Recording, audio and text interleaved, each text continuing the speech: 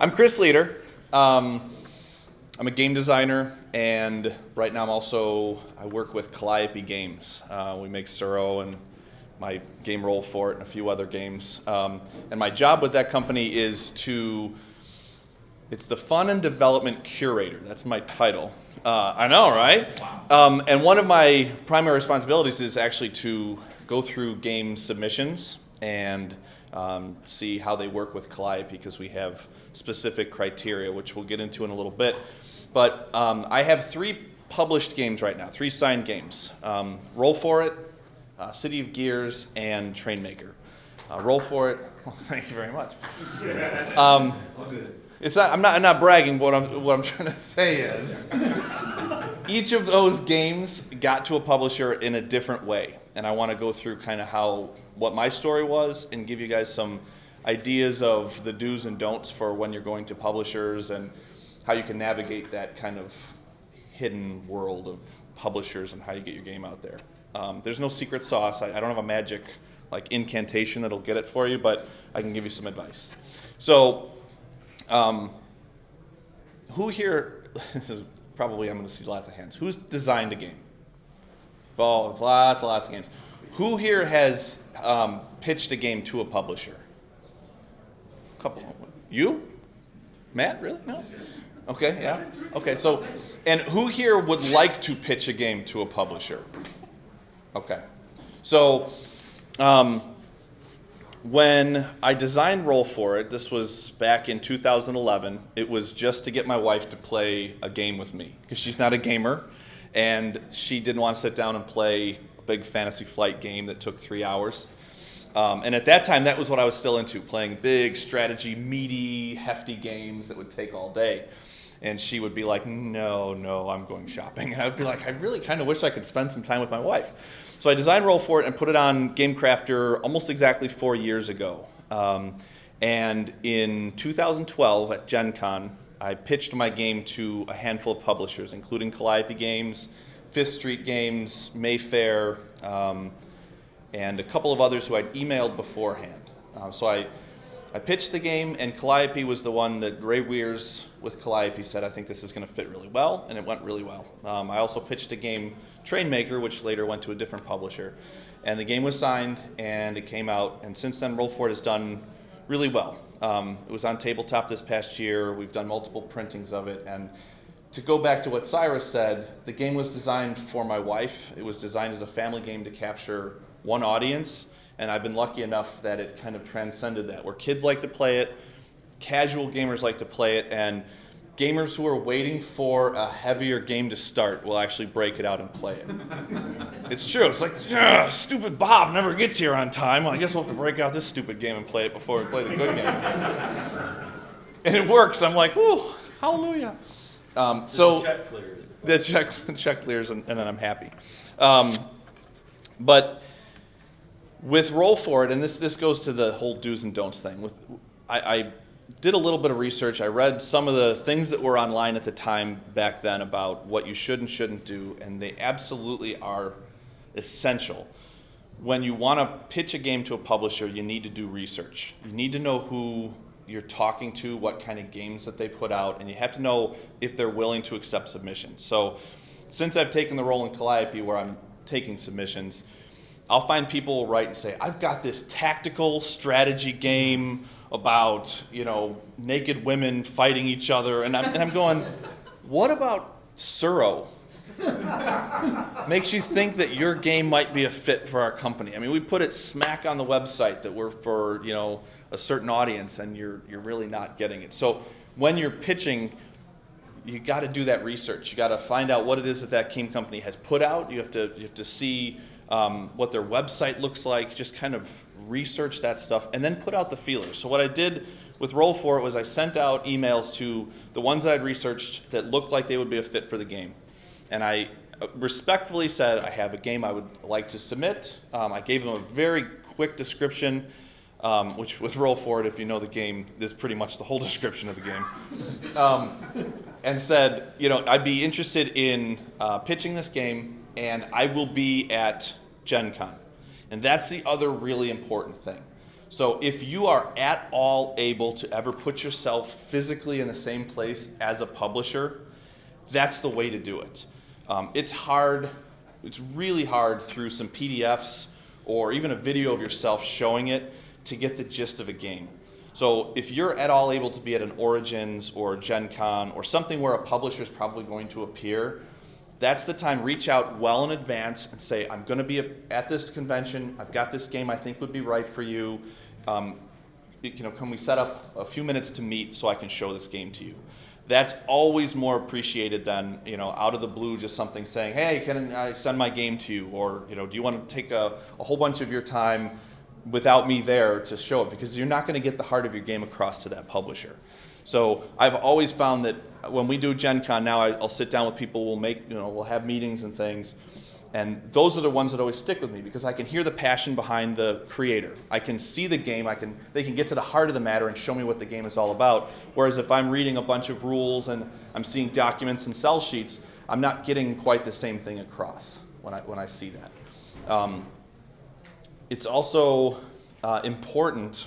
This is, if you don't take away anything else from my insane ramblings, don't walk up to publishers at a convention without having talked to them in advance with a little box that has your game and say, excuse me, can I show you my game? It is honestly rude to do. And they're there because they want to either sell their games or put their name out there. They want to promote. When Matt talked about the cost of going to a convention, Calliope looks to break even at a convention. We're not looking to make a ton of money on sales, but it's promotional, right? That's what we're there for. So all of the time that we're spending off to the side looking at a game is time that we're not promoting our own games, honestly. And so you have to be respectful of that. If we know in advance that there's meetings set up, we can make sure there's someone at the booth who's taking the spot to show our games. So always, always, always reach out in advance. And never, never, never walk up to a publisher's booth at a convention cold and just say, do you want to see my game? Because we might say, sure, we can take a look at your game, but what we're really thinking is, that was kind of a jerk move. You really put me in a corner right there. So that's I think, universally, publishers love it when they can set up meetings. And they can plan it out. They can say, here's what my day looks like. Here's where the volunteers are going to be. I know I've got coverage. And we can step off. And then, like when I pitched Roll for it, I'd set that up with Ray.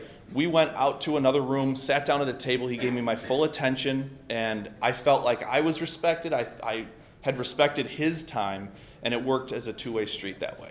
So it's a big takeaway. Make sure that you reach out to the publisher. Try to set up a meeting in advance. And if they say I don't have time for it, don't be offended by that. It might mean that they're short-staffed for that show, or maybe they're alone in the booth and they just can't do it. Doesn't necessarily mean that they don't like your game or they don't like you. The other thing that you want to keep in mind is when you pitch a game, there's a lot of preparation you can do. The research, the emails, things like that. But some of it's going to come down to a luck factor and a timing factor. When you're going to pitch your game, it might be perfect for that company 6 months from now, and they might not realize it.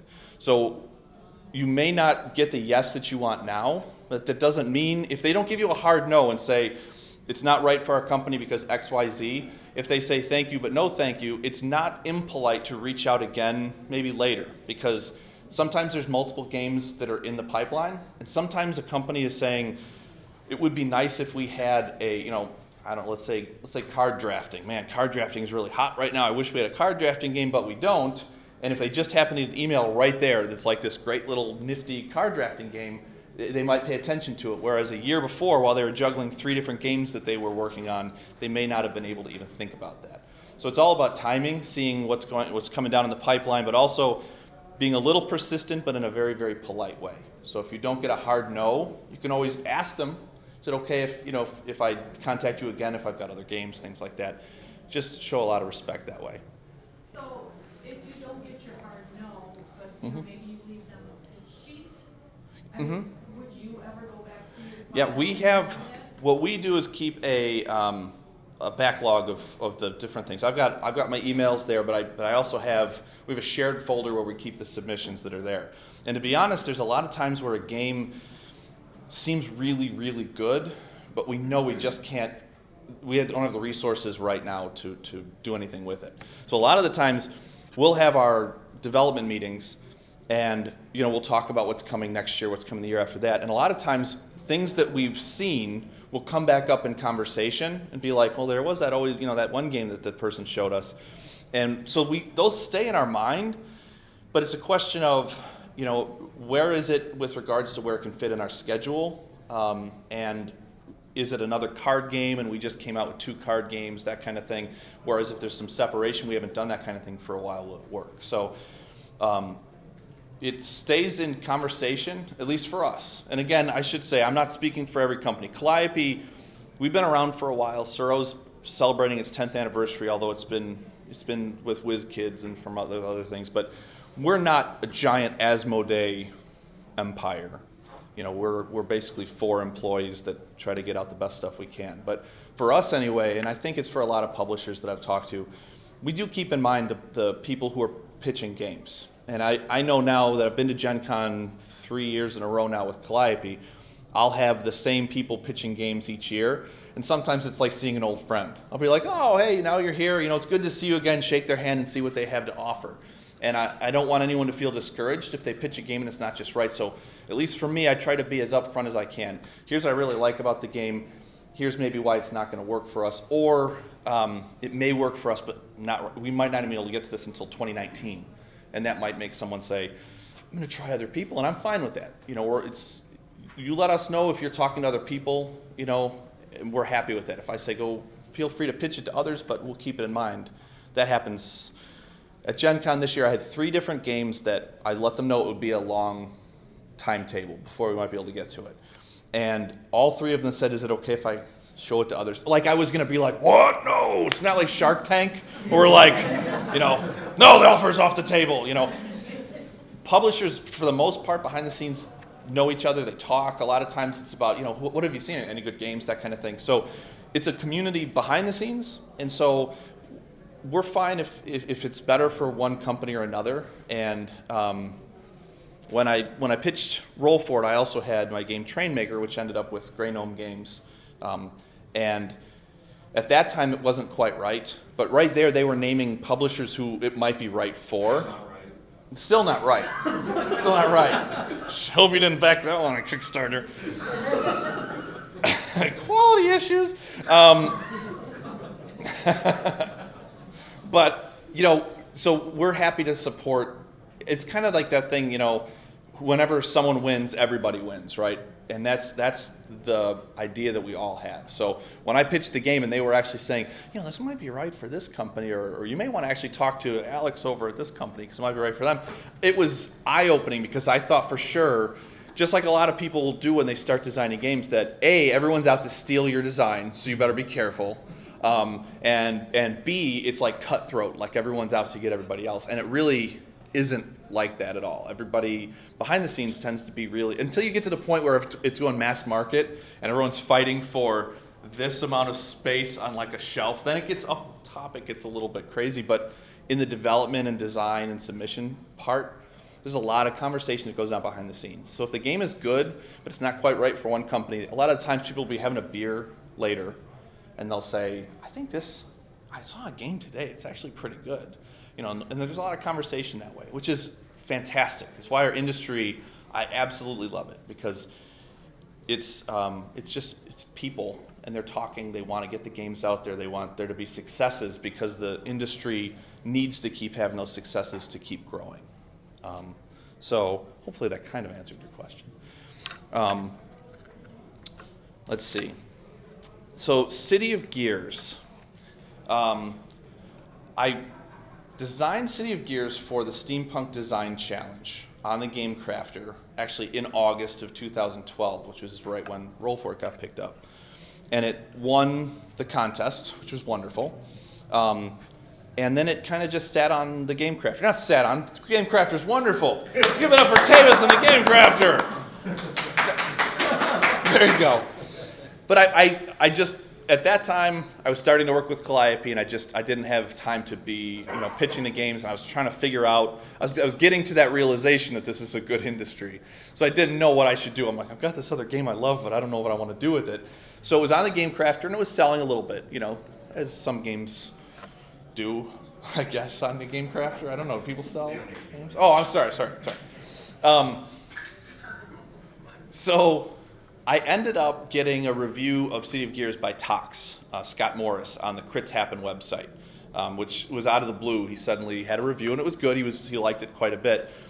And, I reached out to him, to being the terrible person and designer that I am, reached out to be like, you screwed up a couple things in your review.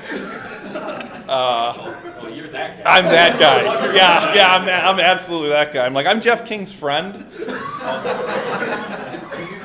And Jeff told me to tell you that you screwed some stuff up. But what was... That's why Scott and I don't get along anymore.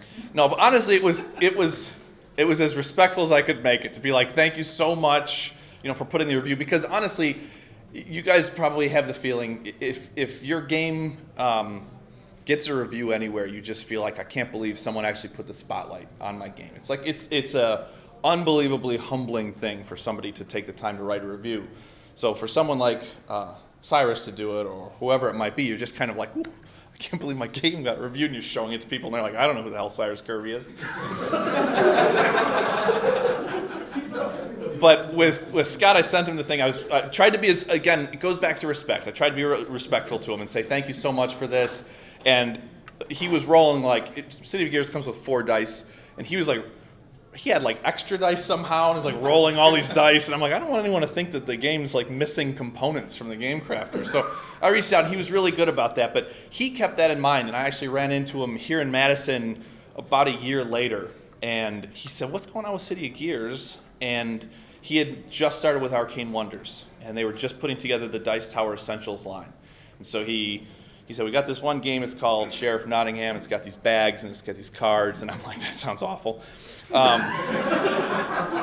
No, he said it was a lot of fun. I said, I'm sure this is going to be great, But that ended up being really good. But, he talked about City of Gears. He said, I can't believe you haven't done anything with it. And I said, well, it's tough. Because at that time, I'd had one success story with, Roll For It got picked up, but it was in development. I didn't know what was going on. But I'm like, kind of scared of the process again. But he was able to be a friend after I'd reached out and had talked to him a little bit. He kind of was an advocate for the game and got it through. He showed it to Tom Vassell, and Tom Vassell played it and was like, I'd like to do it, but the way Tom is, I want to change A, B, and C. It's on the internet.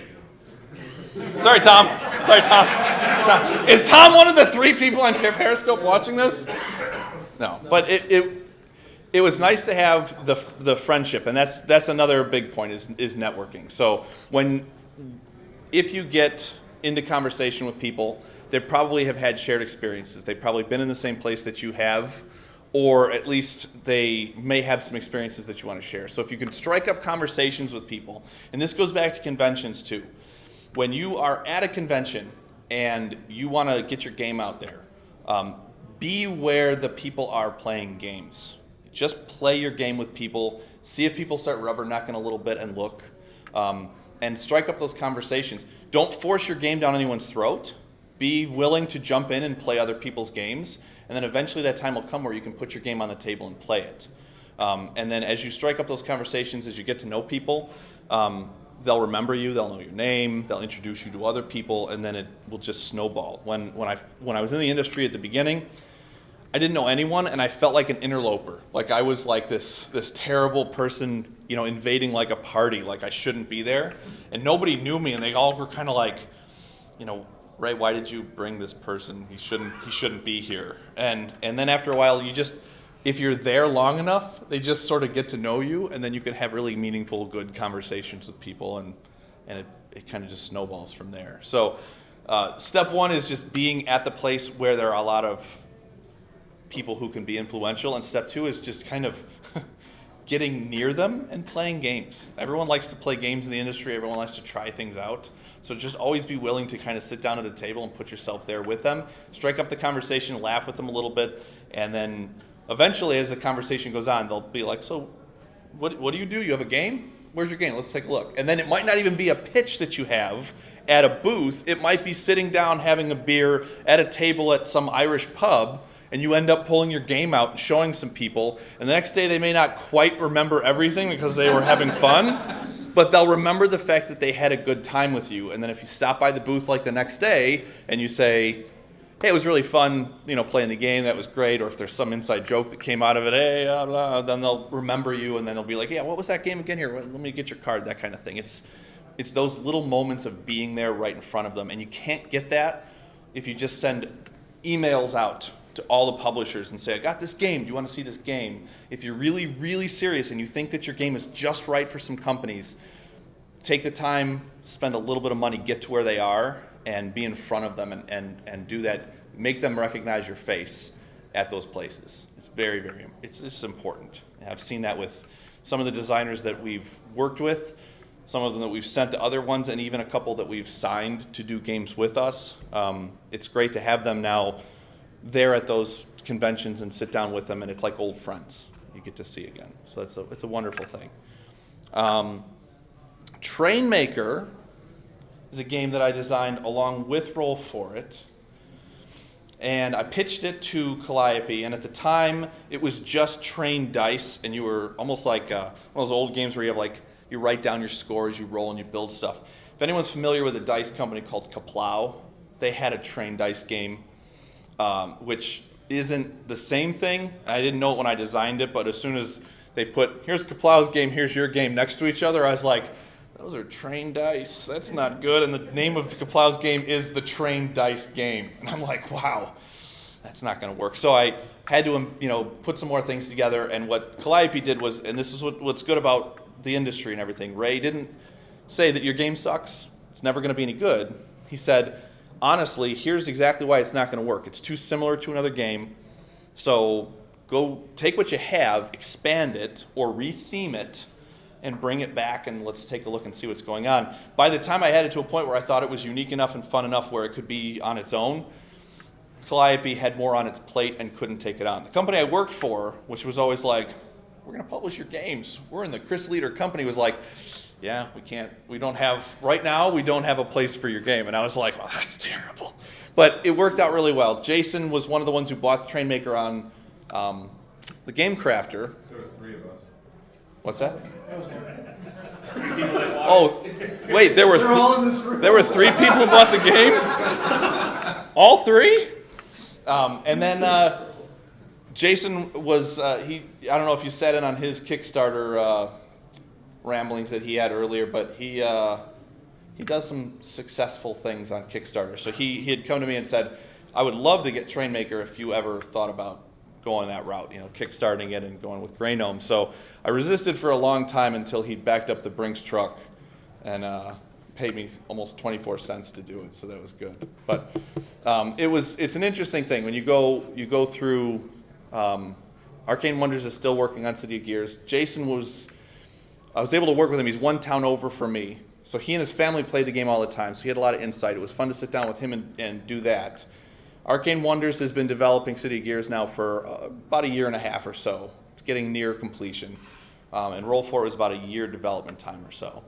So it's interesting to see these different companies of different sizes and how they work and how they focus on the game. And so we're waiting on delivery of Trainmaker. Should come probably about a month or so, month and a half. So that's exciting. And that's 3 different publishers of different sizes. All of whom have been, I don't know, they've taken a chance on my games, which I don't know how that works out for them, but that's it. So does anyone have any questions? I know I went all over the place, but I'm happy to answer any questions that you might have. No? Yes? If somebody sends you their prototype, like how long do you look at it, or do you send it back to them, or how do you? What we usually do, so our process is, if you send me an email and says, I've got this game I'd like you to check out, the first thing that we do, and not every company does this, but we do a non-disclosure agreement. And that protects both sides. So we just ask you to sign it, and it's a blanket thing. It just says whatever we talk about, we're not going to talk to anybody else about in any specifics, and we don't want you to talk about any development things that we have going on. So You sign the NDA, and then usually I'll send a very specific email with Calliope that says, Calliope is all about, it should be 2 to 6 players, it should play in 40 minutes or less, it should be, teachable by children and adults, it should be enjoyable by both, you don't have to throw the game. And I do that because some people don't know the criteria, and that's one filter. So if someone's like, crap, my orc murder game isn't quite going to be right for this. But once that happens, sometimes people send in the game for me to test. But a lot of times the next thing I ask for is, send me the rules, send me a sell sheet, send me a video if you've got that kind of thing. And then that's kind of like the next step, because I don't want anyone to send a prototype if it's not going to be correct, like the right thing for us. And I'd rather get to that point before they have to spend any money to do so. But we always let people know, if you want it back beforehand, let us know beforehand if you want the prototype back, and we'll do that. So I would say at least 80% of the submissions I get don't actually get to the point where they send it, because we are, unlike a lot of companies, we're very specific about what we want to do. There's some publishers that kind of are wide open to different sized projects. We're very specific about what we're looking for, and we just want people to know that. We don't want anyone to waste any money, because they can always send that prototype to a publisher that will be right. But I'll say this, I've actually sent a lot of people to other publishers and said, I recommend this one or this one because I think it would be right for you. Because as a designer, I'd like that respect. I'd like, if I submit a game, if someone can actually help me, someone says, no, the game's not right for me, I'm like sad. Like Game Right or Out of the Box with Roll For It both said, this isn't right for us. I'm not going to say which was which. One of them was kind of rude about it, like, the other one was like really nice. Like, I would play this game with my family. I don't think it's right. We already had this other game kind of like it. But, so I try to, respect the people who are sending it in, because I know that you put a lot of time and effort into it. So if we get to the prototype phase zone, you send it, we're going to play it. And as far as the amount of time we're going to play, it depends on the game, and it depends on who we think will play it the most. If I get that prototype and I think that, after kind of looking it over, it might be right for kind of a little bit younger age, I'm not going to play it with a bunch of older friends. Kind of Cyrus would understand this. I'm not going to play with a bunch of friends who are like, this game sucks. And I'll be like, well, I'm sending you your prototype back. Your game sucks. I'm going to wait until I can get together the right group of people and try it with a few different, sample-sized groups and see how it goes. And sometimes that takes a week, and sometimes that can take like a couple months. And so I always just try to stay in touch with people and say, thanks for sending this in. We're going to test it. I'll be in touch. And then I try not to let like a month go by without at least saying, just so you know, we're still testing this thing out, because I wouldn't want anyone to be in possession of a prototype of mine and like 6 months go by and I don't know what's going on. And I hear that from some people in the community where they say, I sent in my prototype and I haven't heard anything in like a year. And I'm like, that's not right. We should at least give you updates. So, don't feel bad if you send a prototype. Don't feel bad if you have to send an email once in a while. Not like after a week, but like if a month or two goes by and you haven't heard anything, is there any help I can give with the testing, anything like that? Because they should at least be able to tell you, we're still going through testing, or it might be we haven't gotten to it yet, I'm sorry. But don't feel bad if you respectfully ask them to give an update on what's going on with that, because they should be able to evaluate it or give you some clue as to what's going on. Yep. I know last night we got to enjoy City of Gears on the super sweet foam board that you've got going on. What kind of presentation level are you expecting when somebody provides prototypes? That's a good question. So it's nice for a prototype to look good, but it's more important that a prototype explains right away to the publisher what sets it apart. So if you've got something that's just printed out on cardstock, but I show it to you and I'm like, this is the twist of the game, this is why it's really, really cool, I would rather get that than someone like commissioned crazy elf artwork and all this other stuff, and I play it and I'm like, it's pretty, but it's not great. Stick to something that's playable and looks nice, so it's got a tactile feel that's good and everything, but you don't want it to be beyond where it should be, Yep. Is it typical to submit a game that you expect to be rethemed? If you... Like, here's my game mechanic. Retheme it, please. Oh, no. I wouldn't do that. I wouldn't ask a publisher to actually do the work. I would say, here's the idea that I have. If nothing else, you can say, this is what the game plays like, and here's the theme I have in mind, but I'm completely open to if there's a different theme that works better. But I would not, I wouldn't send it out and say, here's a great engine of a game, and I'll leave it up to you to decide how it's themed. You know, I would probably say, here's what I'm thinking, and then the publisher can then say, you know, hey, instead of that, let's do this, you know, that kind of thing. But they want to know what you have in mind at the beginning, at least, unless it's a completely abstract game and doesn't need a theme. I should also mention that it's not generally great to have a shotgun approach to pitching games to the publisher. So if you have a portfolio of 15 games that you've designed, and you say, set up a meeting, you do all the right things. You say, I think this company's gonna be right. I've set up the meeting at Gen Con, and then you get there and you're like, thump. All right, number 1, it's a racing game. Number 2, it's a drafting game. Number 3, I would stick with probably 1, at most 2 designs if they're really strong. And then if the publisher says, this is fantastic, this is amazing, do you have anything else? Then you can go, as a matter of fact, I have some other things, but it's best stick with 1 or 2 designs, and probably just 1 design that's really going to be right for them. Because if you don't do that, it's overwhelming, and they just think that these might be a bunch of like half-baked games. So even if you spent years on each one, focus and put the spotlight on 1 design that you think is going to be right. Any other questions? All right. Well, thank you guys very much. I appreciate it. And